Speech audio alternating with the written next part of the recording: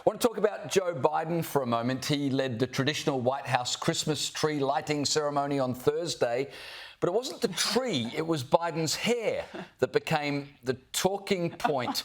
Brad, give me your thoughts on this photo of the US president that has gone viral. He looks like Ebenezer Scrooge after having just seen all three ghosts of Christmas past. Oh gosh, there's two things here, right? On one hand, it feels like elder abuse. It feels terrible what they've done to this guy.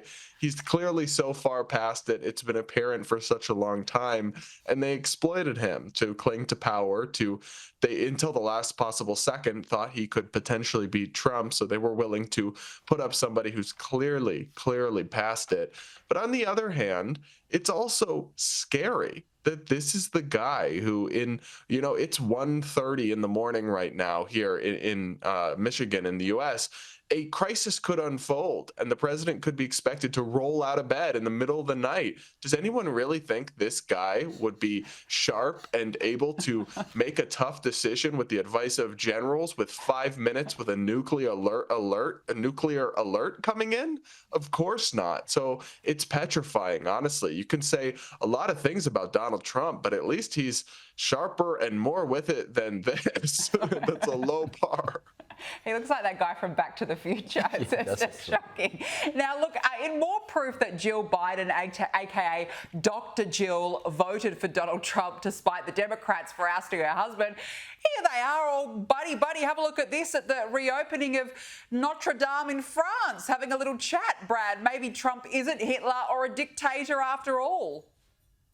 Yeah, it's an interesting one because on one hand, I actually give the Democrats a little bit of credit on this. They've been fairly civil and respectable about the transition of power, and they've extended an olive branch to Trump. Biden had him at the White House, and all of that I like. That's the approach to politics I want to see in America.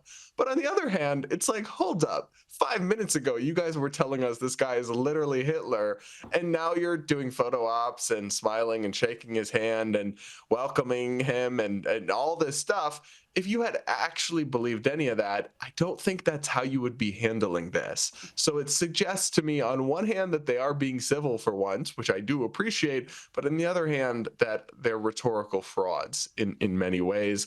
But then again, we kind of knew that. We knew that indeed. Brad Polumbo, you do it every week. Thanks for helping us make sense of the United States. Thanks, guys.